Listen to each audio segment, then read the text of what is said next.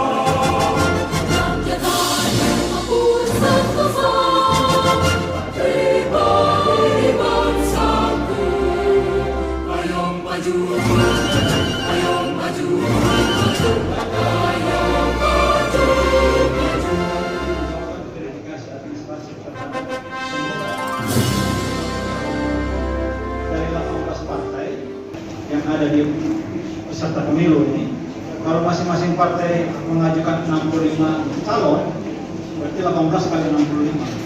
Caleg untuk provinsi itu ada 1170 yang nanti akan kami verifikasi kurang lebih 38 hari ke depan. Hasil klarifikasi itu kami tuangkan dalam berita acara, kemudian kami sampaikan ke pimpinan partai bersama Bawaslu untuk ditindaklanjuti, memperbaiki dokumen yang statusnya belum memenuhi syarat. Kalau yang sudah memenuhi syarat ya tidak perlu diperbaiki. Pada masa itu pula diminta untuk menyesuaikan keterwakilan perempuan kalau aturan ini sudah diundangkan. Kalau memang wacana saja kemudian tidak diundangkan, ya tidak lagi tetap apa yang diajukan saat ini. Di sisi lain, pada masa itu pun partai diberi kesempatan untuk bisa mengganti nomor urut, bisa mengganti dapil, bisa mengganti orang. Yang pasti bahwa keterampilan perempuan di setiap dapil tetap memperhatikan 30%. Demikian informasi yang dapat kami sampaikan. Kami kembali dan ke Pak Ketua. Terima kasih. Kita disyukurinya. Nah, saya ingin diskusi aja, diskus aja. Ini memang saya tidak tahu apakah kakak-kakak mereka di sini punya kompetensi untuk mengeksekusi atau tidak. Berkaitan yang kita tahu bahwa sekarang ini ada judicial review ke Mahkamah Konstitusi dengan pola pemilihan proporsional tertutup atau terbuka. Kita memang sampai hari ini berharap bahwa proporsional terbuka, tapi kita nggak pernah tahu apa yang terjadi besok hari. Tiba-tiba setelah kami mendaftar, kemudian besok itu proporsional tertutup dengan proses yang sudah jalan jauh. Apakah nanti KPU bisa mengeksekusi itu atau seperti apa? Karena memang bahwa ada kecenderungan kita menjadi ambigus, bingung di bawah. Ini apalagi menjelaskan kepada teman-teman yang kita tahu para kader ini ingin nomor terbaik. Apalagi isu bahwa proporsional tertutup itu nomor urut 1 yang jadi. Sehingga untuk pasangkan orang nomor urut 2 saja kita berdoa dulu begitu, jangan sampai karena kecewa kemudian meninggalkan partai. Gitu. Terima kasih ya kan. Ya, mohon ya kita diskus aja. Ya, terima kasih. Memang satu hal yang paling sulit itu adalah menjelaskan apa yang belum terjadi. Tetapi kami yakin bahwa partai politik juga memiliki informasi yang lebih akurat untuk hal itu. Karena pada prinsipnya kalau bertanya ke KPU kabupaten atau provinsi, maka kami menjawab menunggu arahan KPU RI. Entahlah seperti apa arahan itu. Tetapi satu yang menjadi keyakinan kita bersama bahwa pemilu itu harus berpatok pada aturan yang sudah tertulis. Mungkin begitu Pak Ketua ya. Baik, terima kasih. Siap Ibu. Kalau 30% kemarin pemilu 2019 itu katanya ada yang keburu menyatakan bahwa kalau perempuan tidak memiliki kuota 30% maka partai itu akan didiskualifikasi dan tidak ikut menjadi pemilu. Tapi jangan sampai ini menimpa dadakan nih Pak. Tadi Pak sampaikan jabatan itu bagian dari wacana, kemudian sifatnya dadakan, kami lengah, kemudian pada saat hari hanya perempuan tidak masuk dari kuota 30% dan kemudian menyatakan bahwa itu sudah ada diundangkan, maka yang menjadi kita ruginya kita Pak. Demikian mohon penjelasannya. Kali bagian wacana silakan sampaikan, kalau diundangkan akan secepat mungkin untuk kami mengetahui. Demikian dari saya. Baik, terima kasih Ibu. Yang jelas kami selalu berkoordinasi dengan pimpinan partai politik. Karena tadi sudah gambaran dimaksud itu belum ada PKPU yang sudah ditetapkan, tetapi wacana itu sudah diumumkan dan diberi peluang bahwa kalau itu belum memenuhi akan dipenuhi pada masa perbaikan. Kalau kita melihat sistem silon yang ada saat ini, sebenarnya sistem silon itulah yang memandu kita. Katakanlah dia belum memenuhi persentase, maka silon itu masih tanda merah. Sebenarnya itu sudah memandu kita. Tapi penting bagi kita sekalian adalah kami selalu memberikan informasi, mengundang semua pimpinan partai politik dan tidak membuat hal ini menjadi sesuatu yang tiba-tiba bagi partai politik. Ya, tentu karena kami masih dalam hierarkis KPU RI, tugas kami adalah melanjuti apa informasi yang terbaru untuk segera disampaikan kepada KPU pimpinan partai politik. Begitu Pak Ketua ya. Terima kasih kakak. Saya mohon diskusi juga dengan kakak Bawaslu berkaitan dengan hal yang terjadi di lapangan. Siap. Contohnya misalnya di Alor, kader partai kami karena ingin mensosialisasikan diri sudah membuat baliho. Baliho, contohnya ini dapil dari dapil 6, namanya Nur Kaltim, jadi buat baliho ada 4 partai. Kemudian dari Bawaslu minta untuk diturunkan. Nah, ketika beliau sampaikan ke saya bilang ikut aja. Nanti baru kita nanti diskusi dengan teman-teman Bawaslu di provinsi. Terpuji Tuhan hari ini kita ketemu di sini. Saya bilang kalau saya itu bahkan sudah mensosialisasikan diri kurang lebih 6-8 bulan yang lalu. Saya tulis bakal calon gitu kan.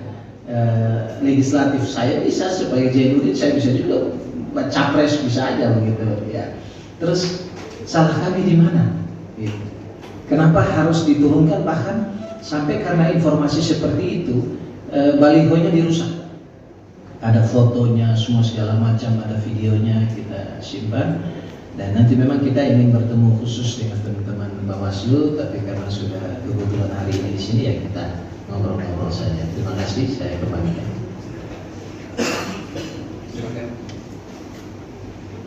Baik, terima kasih. Selamat sore. Assalamualaikum warahmatullahi wabarakatuh. Saya hormati Pak Ketua, Bapak Anggota, Pak Sekretaris, saya hormati Bapak Ibu Bawaslu Provinsi Nusa Tenggara Timur, Kabak dan pejabat fungsional Bawaslu maupun KPU. Saya hormati juga pengurus partai. Kali ini luar biasa banyak datang. Terima kasih Pak untuk pertanyaannya. Memang kami hari ini juga berencana menyampaikan beberapa informasi hal penting, dan yang menjadi catatan kita memang termasuk yang Bapak sampaikan, berapa hari ini setelah pendaftaran memang lebih dari itu lagi di media sosial ada banyak.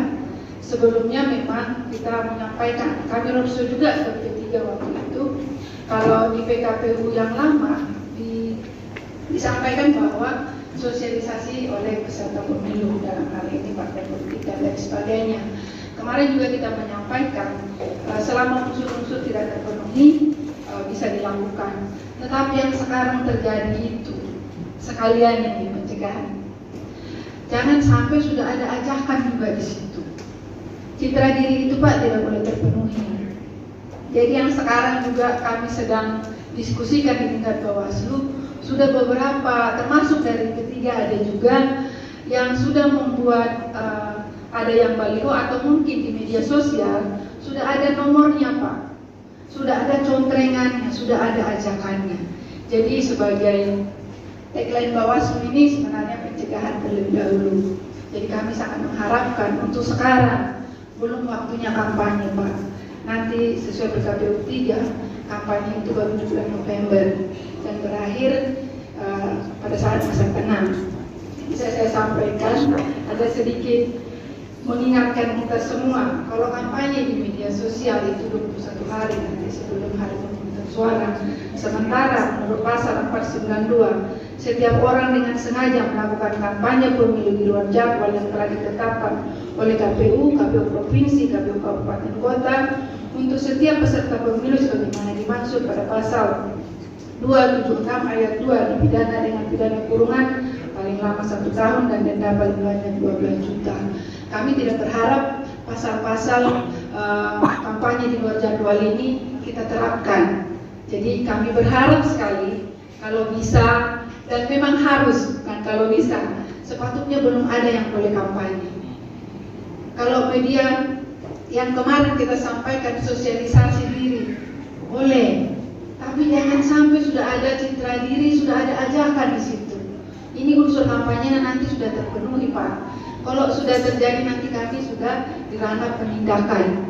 Maka pasal-pasal yang tadi saya sampaikan sudah menjadi dasar kami melakukan penindakan. Jadi mumpung hari ini datang, kami sekalian menghimbau, mengajak khususnya P3, dan kami juga akan sekaligus menyampaikan ke partai-partai yang lain, belum waktunya kampanye, belum saatnya kita menyampaikan, kan belum ditetapkan juga. Nanti penyerahan ini baru syarat bakal calon. Nanti syarat-syaratnya masih diverifikasi teman-teman KPU. Kalau memenuhi baru akan ditetapkan. Jadi itu pun masih ada ranah perbaikan dan lain sebagainya. Jadi kami menghimbau dari Bawaslu, mari kita ikuti tahapan dan proses yang ada. Jangan sampai mencuri waktu yang belum waktunya. Jangan kampanye di luar waktu yang tidak ditetapkan. Itu himbauan kami. Ini juga bisa masuk nanti pembohongan publik. Siapa calegnya? Belum ada. Terus sudah bisa mengatakan nomor urut baru diserahkan ke KPU, tapi belum ditetapkan. Jadi kami ini berharap, tak usah terlalu ini juga. Kami hanya menghimbau, khususnya lagi karena sekarang ini kami sudah menyampaikan di P3, karena kami sudah mendapat beberapa masukan dari masyarakat terkait dengan baliho-baliho dan template-template yang ada di media sosial. Mungkin itu gambaran cepat. Bisa kita diskusi, tidak ada yang mau diskusikan. Mungkin izin.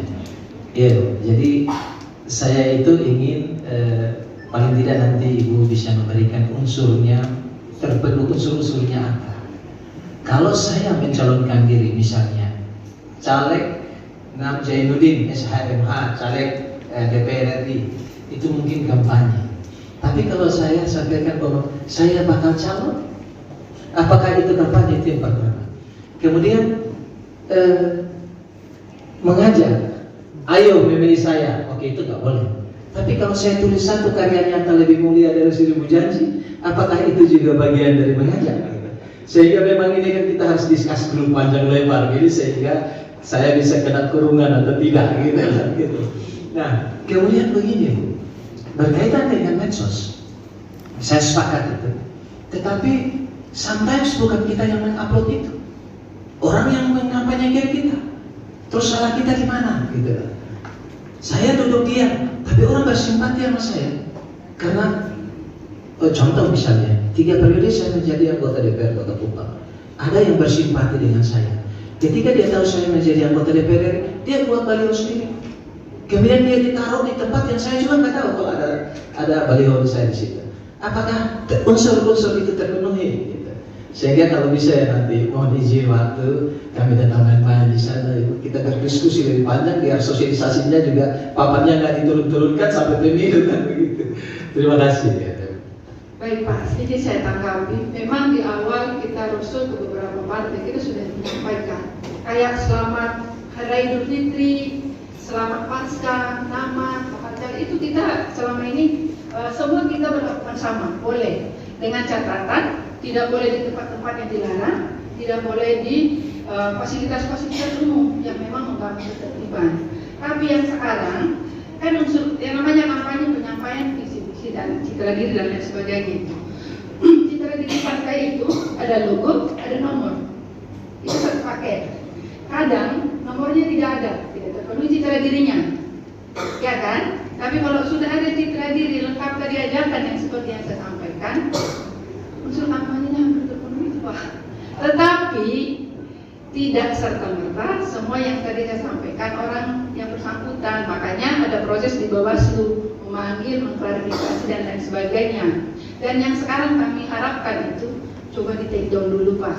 Minta ke himbauan ke konstituennya, belum waktunya misalnya. Tapi kita tadi kalau media sosial kita panggil juga yang kalau dia akunnya tidak palsu, kita bisa panggil yang punya akunnya untuk menjadi saksi atau memberikan keterangan. Jadi tidak serta-merta seperti yang saya bilang unsurnya ini langsung orangnya kena, bisa aja bapaknya tidak kena, tapi orang lain yang menyampaikan itu yang mungkin tidak mengerti dan lain sebagainya. Tapi tadi yang tadi Bapak sampaikan kan Bawaslu terbuka. Kalau memang kita mau diskusi, ayo kami bersedia, ada pojok pengawasan kita, ada pojok aduan kita, siapapun terbuka untuk kita membuka ruang diskusi karena ini kan ranahnya KPU Pak. Nanti kita ambil terlalu banyak waktunya, mereka protes kita lagi. Tapi kami terbuka Pak untuk diskusi bagaimana menerapkan pasal-pasal itu. Karena kami juga tidak senang mempidanakan orang Pak. Bagaimana supaya pencegahannya, terus saran perbaikannya lebih diutamakan. Mungkin itu Pak. Terima kasih. Baik, terima kasih Ibu. Terakhir Bapak. Ya, terima kasih atas penjelasan Ibu. Akan saya sampaikan ke seluruh kader saya untuk mensosialisasikan diri kepada masyarakat cukup dengan doa saja. Jangan pasang dulu. Terima kasih. Baik. tempat sowan ke Bawaslu. Di sana sudah disiapkan aspal, siripina. Mari kita berdiskusi lebih dekat lagi, karena pemilu itu adalah musyawarah besar keluarga kita. Jadi bukan sekedar merebut atau mempertahankan kekuasaan, tapi kompetisi ide gagasan dalam musyawarah bersama. Mungkin ide Pak Ketua dan teman-teman. Oke, saya membacakan hasil pemeriksaan. Tanda penerimaan dokumen pengajuan bakal calon anggota DPRD Provinsi dalam pemilu tahun 2024. Pada hari ini, Minggu tanggal 14 bulan Mei tahun 2023 pukul 12.59, bertempat di KPU Provinsi Nusa Tenggara Timur, telah diterima pengajuan bakal calon anggota DPRD Provinsi untuk pemilu tahun 2024. Partai politik peserta pemilu Partai Persatuan Pembangunan tingkat provinsi, jenis pemilihan DPRD provinsi, jumlah daerah pemilihan 8, berupa dokumen syarat pengajuan bakal calon dalam bentuk dokumen asli fisik sebanyak 1 rangkap dan dokumen digital yang diunggah melalui silon. Setelah dilakukan pemeriksaan, dokumen pengajuan bakal calon dinyatakan diterima. Berdasarkan lampiran tanda penerimaan pengajuan bakal calon anggota DPRD Provinsi dalam pemilu tahun 2024 sebagaimana terlampir. Lampirnya banyak sekali nih. Selanjutnya akan dilakukan verifikasi administrasi terhadap dokumen administrasi bakal calon. Petugas Maria Elizabeth Sila, petugas penghubung partai politik Arif Paramatla, dan koordinator Agustinus Y. Polapal. Berdasarkan tanda terima ini, KPU Provinsi membuat berita acara nomor 238-4/BA-53-2023 tentang penerimaan pengajuan bakal calon anggota DPRD Provinsi dalam pemilu tahun 2024. Pada hari ini Minggu tanggal 14 bulan Mei tahun 2023, bertempat di KPU Provinsi NTT, dan seterusnya, telah 1. Memeriksa waktu pengajuan bakal calon. 2. Memeriksa dokumen pengajuan bakal calon. 3. Menetapkan status pengajuan bakal calon oleh partai politik. 4. Memberikan tanda pengembalian atau tanda terima. Berdasarkan hasil pemeriksaan sebagaimana tersebut di atas, status pengajuan bakal calon anggota DPRD Provinsi dinyatakan lengkap dan diterima. Adapun data dan dokumen pengajuan bakal calon anggota DPRD Provinsi tertuang dalam formulir model penerimaan pengajuan parpol.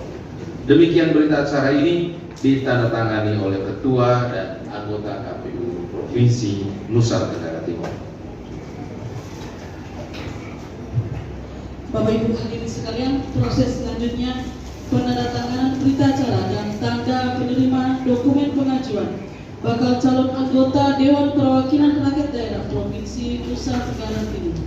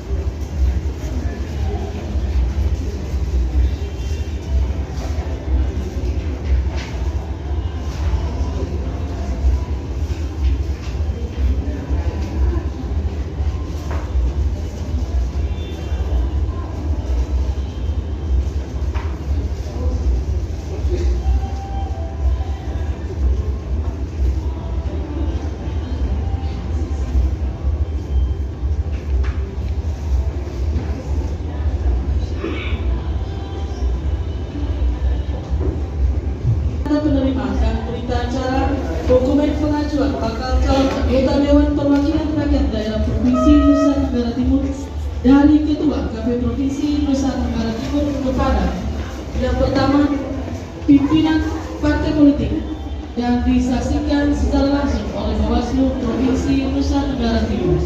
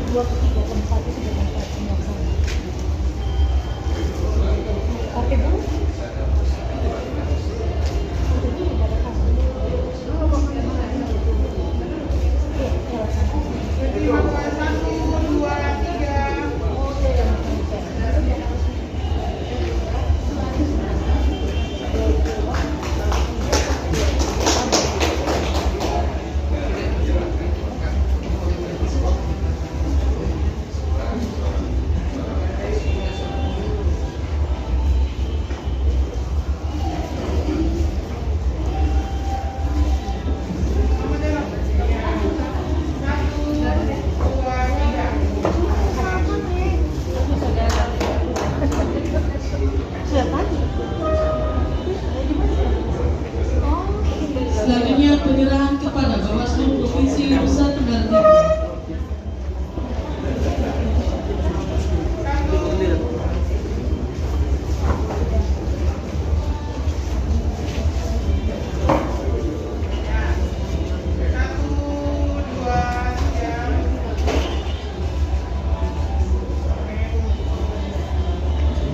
Selanjutnya sesi foto bersama kami mempersilakan Bapak Ibu teman-teman Bupati Budi untuk dilakukan foto bersama.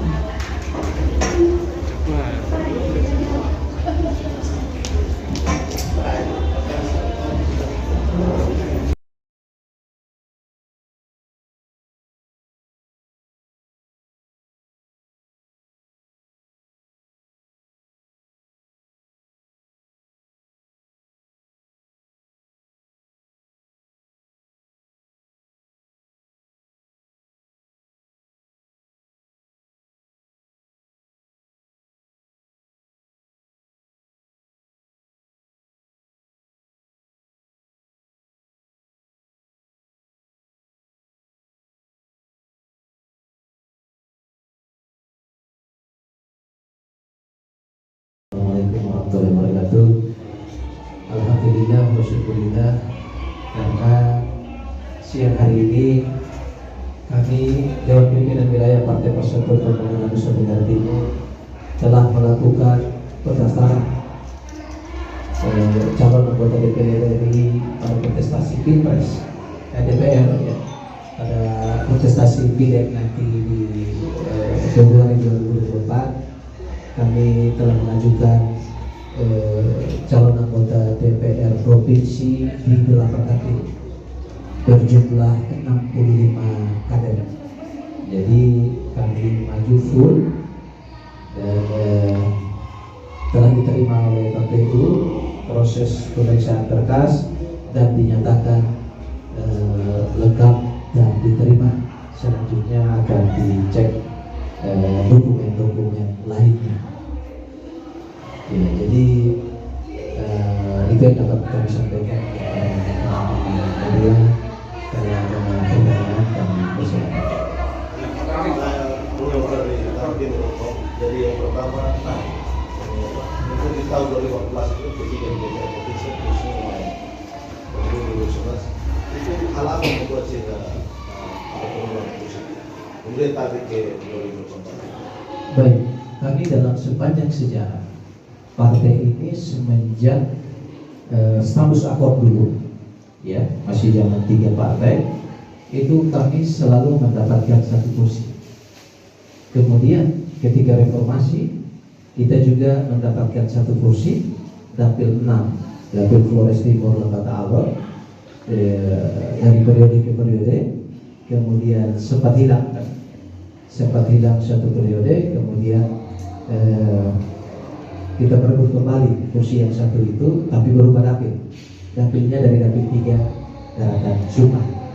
Saat ini kami memang mengajukan kader itu full 65 orang di dalam 8 daerah pemilihan. Kami memiliki target rasional itu di 6 dapil, ya, 4 dapil. Tapi kalau target emosional bisa di 6 dapil. Target kami itu di dapil 1, insya Allah mudah-mudahan kita bisa menghasilkan 1 kursi. Dapil 2 Kabupaten Kota, Kabupaten Kupang, kemudian Rotendao dan Saburejo juga kita berharap bisa mendapatkan 1 kursi. Kemudian dapil 3 saat ini kita sudah memperoleh kursi, tinggal mempertahankannya. Kemudian dapil 6 Flores Timur Lemata Alor yang memang setiap pemilihan itu kami selalu mendapatkan kursi di daerah itu. Menjadi target emosional ada 2 daerah pemilihan, yaitu dapil 6 dan dapil 5 dan dapil 4. Ya, karena apa? Karena di dapil 4 itu ada 10 kursi. Kemudian dapil 5 itu 11 kursi. Dari aspek probability atau teori kemungkinan, jika kita memasang kader yang banyak sesuai dengan jumlah kursi, ya, dan sosialisasi, kemudian ketokohan dan seterusnya, ya sangat memungkinkan dari aspek probabilitas seperti saya sampaikan tadi, memiliki peluang kemungkinan yang besar untuk mendapatkan kursi. Selain itu memang kita juga punya kader yang bagus-bagus di dapil Soe, kemudian dapil 8 TPU DU dan Malaka. Ya, menyangkut Pilpres banyak informasi bahwa ada kader-kader di DPC yang tidak searah dengan DPD 1, DPP soal mengusungnya Pak Ganjar. Kalau demikian ada sanksi atau sudah ada perintah ultimatum bahwa harus meneruskan barisan untuk Ganjar, Pak? Baik, terima kasih. Karena saya ingin sampaikan kepada seluruh teman-teman wartawan bahwa jauh sebelum kami melakukan musyawarah pimpinan nasional dan memutuskan Pak Ganjar Pranowo sebagai capres dari P3, saya sudah melakukan deklarasi untuk mendukung beliau, dihadiri oleh 22 kabupaten kota, ketua dari 22 kabupaten kota. Sebelum kami membuat rapat pimpinan wilayah, beberapa bulan sebelum itu saya sudah menginstruksikan kepada seluruh jajaran partai untuk mencari aspirasi masyarakat di mana tempat beliau hadir, mereka tinggal. Dan memang ketika kami musyawarah kerja wilayah, secara aklamasi mereka meminta untuk Dewan Pimpinan Wilayah Partai Persatuan Pembangunan merekomendasikan kepada Dewan Pimpinan Pusat untuk kita mendorong Pak Ganjar. Kenapa? Karena dalam penglihatan kami, Pak Ganjar adalah nasionalis sejati. Bukan karena beliau kader partai PDIP, tidak, tetapi beliau kader partai, kader nasional yang memang harus kita dukung. Kita melihat bahwa sepanjang ini Pak Jokowi sudah membangun Indonesia dengan sila kelima, keadilan sosial bagi seluruh rakyat Indonesia. Tidak membangun hanya di satu area saja, di barat saja, tetapi tengah dan timur, bahkan di Nusa Tenggara Timur udah belasan kali beliau hadir dan tidur di sini. Ya. Terlepas dari itu secara emosional, tapi kami menilai bahwa Pak Jokowi termasuk berhasil dalam tidak hanya proses pembangunan infrastruktur jalan, jembatan dan seterusnya, tetapi beliau juga membangun sumber daya manusia yang baik. Ya, oleh karenanya kami berharap bahwa Pak Ganjar ini tokoh yang memiliki kemiripan dengan Pak Jokowi, sehingga jika beliau kita usung, dukung dan terpilih, maka bisa melanjutkan estafet kepemimpinan Pak Jokowi. Kita berharap bahwa beliau berpaketan dengan paket yang religius, ya. Bahwa saya juga sampaikan pada tanggal 23 kemarin kami diundang ke Yogyakarta. Kebetulan saya itu diminta untuk mewakili seluruh Indonesia, ketua seluruh Indonesia Tengah dan seluruh Indonesia Timur, menyampaikan pendapat saya, dan saya sampaikan apa yang telah saya lakukan di Nusa Tenggara Timur, dan kemudian kita bersama memutuskan Pak Ganjar sebagai calon presiden Republik Indonesia bersama PDIP. Tinggal nanti cawapresnya kita masih sementara berdiskusi dengan teman-teman PDIP untuk bisa menghasilkan cawapres yang bisa diterima oleh masyarakat Indonesia, punya nilai elektabilitas. Kemudian ya ini kan persoalan politik, jadi memang membutuhkan figur yang bisa dapat diterima oleh seluruh rakyat Indonesia. Optimis Pak Ganjar bisa menang di NTT Pak? Baik Pak, sepanjang sejarah Partai Persatuan Pembangunan selalu mendukung itu menang. Iya, kami pernah mendukung Ibu Mega dan Hansa menang. Iya, kami mendukung Pak Jokowi menang juga. Iya. Kami yakin dan percaya, saya sampaikan kepada seluruh kader partai, ketika kita sudah mendeklarasikan, kemudian memutuskan Pak Ganjar Pranowo sebagai capres, tidak boleh bergeser satu senti pun dari keputusan itu. Yang pasti bahwa walaupun di Nusa Tenggara Timur semua kader partai itu memiliki komitmen yang sama, tetapi kalau bergeser dari apa yang telah diputuskan oleh pusat, maka ada konsekuensi yang harus diterima sebagai kader partai. Seperti itu. Pak Ketua, nanti di tingkat nasional mungkin sudah ketiga mendukung Pak Ganjar. Untuk ke depan pilkada Nusa Tenggara Timur baik gubernur maupun wali kota kabupaten, apakah dari tidak sendiri siap untuk mendorong kader maju sebagai orang nomor satu baik gubernur maupun wali kota kabupaten? Baik, kalau persoalan di tingkat gubernur kabupaten kota Nusa Tenggara Timur, yang pasti bahwa seluruh kader partai pasti akan mengusulkan kader terbaiknya. Namun jika kader terbaik partai yang dianggap bisa membawa mensejahterakan masyarakat itu kurang diterima oleh masyarakat, pasti kita akan melihat kader daerah yang lain, apapun partai. Saya sebagai Ketua Dewan Pimpinan Wilayah Partai Persatuan Pembangunan, saya lebih melihat bahwa orang mengajak masyarakat memilih orang itu bukan karena dia partai apa, bukan karena dia agama atau suku apa. Dalam perspektif politik education, kita sebagai pimpinan partai harus menjelaskan, memberikan pengertian yang baik kepada masyarakat, menghilangkan politik identitas. Terkait pilpres Pak, kita sudah mengusung Ganjar Pak, tapi kita tahu P3 itu punya koalisi dengan koalisi Indonesia Bersatu Golkar dan PAN. Mungkin bisa menjelaskan sedikit bagaimana situasi komunikasi yang terjadi di KIP sendiri. Baik, pertanyaan ini menarik, tapi saya tidak punya kompetensi untuk menjelaskan karena saya belum jadi ketua umum. Kalau saya jadi ketua umum pasti saya jelaskan. Tapi mungkin Pak dari pusat kan sudah perintahkan untuk semua kader di daerah untuk mengusung Ganjar. Ya. Tapi apakah juga ada komunikasi yang mengikuti dengan itu, bagaimana situasi? Setelah keputusan itu, kami juga telah menginstruksikan ke seluruh kader partai, baik tidak hanya kader tapi simpatisan partai, untuk dimanapun beliau berada, ya, mungkin setelah pulang gereja ngomong-ngomong dengan teman, setelah pulang dari masjid ngomong-ngomong dengan teman, bahkan di tempat tidur sebelum tidur ngobrol dengan istri tentang Pak Ganjar, seorang nasionalis sejati yang ketika dia menjadi presiden kita akan tidur dengan tenang, tidak pernah ada keraguan sedikit pun berpikir tentang integrasi bangsa, disintegrasi bangsa. Pak, P3 ini partai ya termasuk dan partai lain yang cukup sakit waktu mau debat Pak.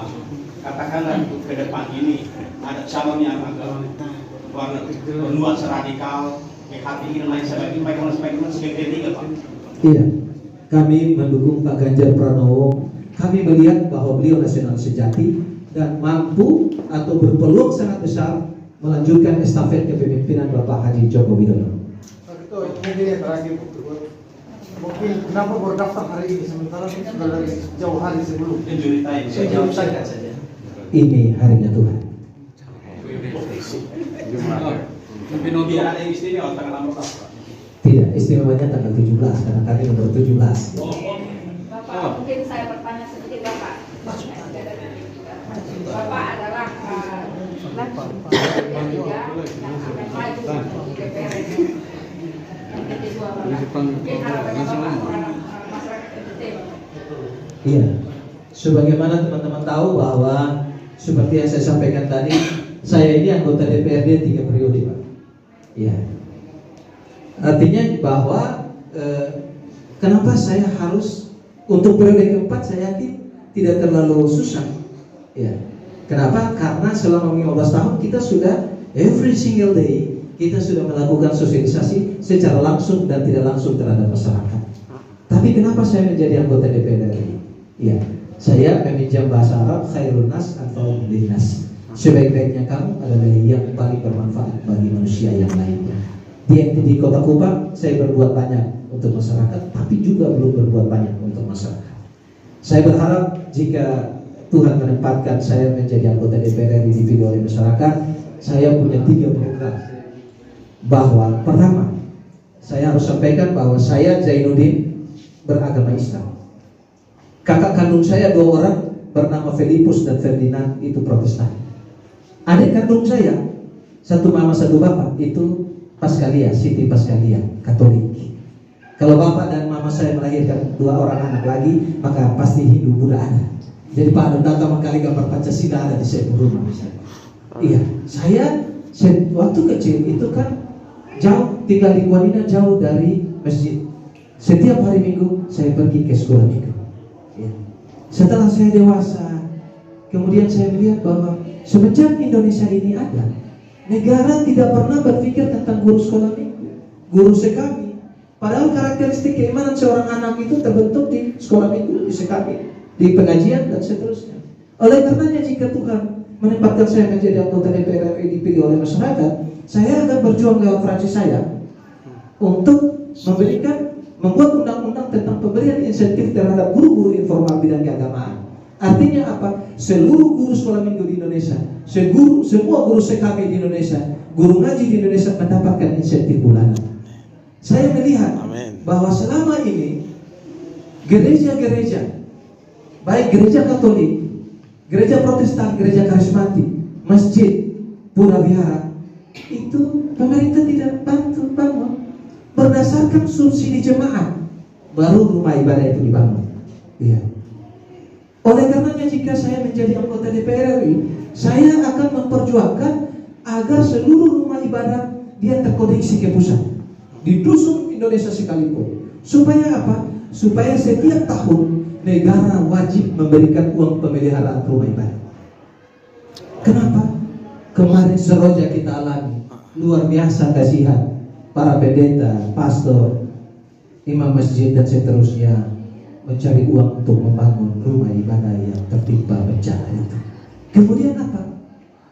Saya berkeliling ya ke daerah di 12 kabupaten di dapil saya di NTT 2. Ya, saya menjadi anggota DPR Kota Kupang 3 periode, puji Tuhan kurang lebih hampir 10 gereja yang saya sudah bangun.